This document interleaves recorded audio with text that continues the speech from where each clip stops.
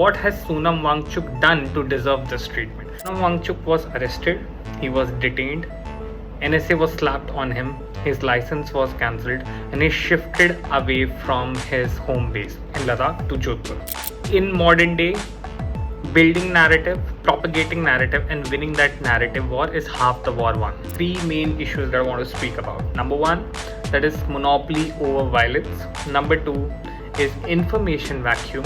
Number three is proportionate response. In any democratic society, the state enjoys monopoly over violence. It's required to maintain law and order, right? But that monopoly over violence is sometimes used to repress public movements, where these public movements appear to be genuine and are backed by the promises made by the currently ruling political party.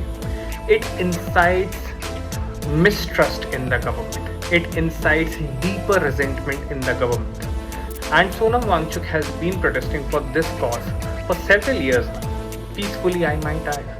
But when you attack such a leader, you create a vacuum, and that vacuum is then occupied by people which have a much more hardliner stance.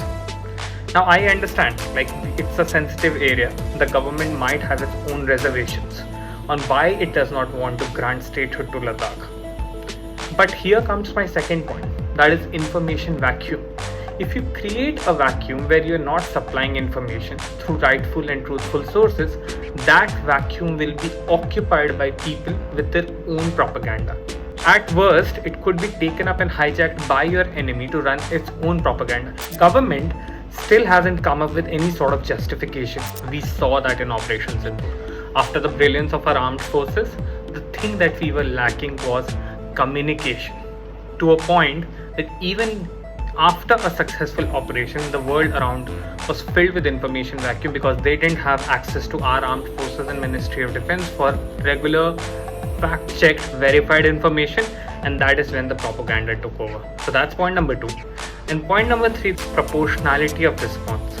This is an extremely regressive and suppressive response by the state. It's almost the treatment that you would do with an enemy of the state or a terrorist, right? And in the lack of fact-checked, verified information coming directly from the state, the resentment in the common Ladakhi and the common man of India is growing farther and farther.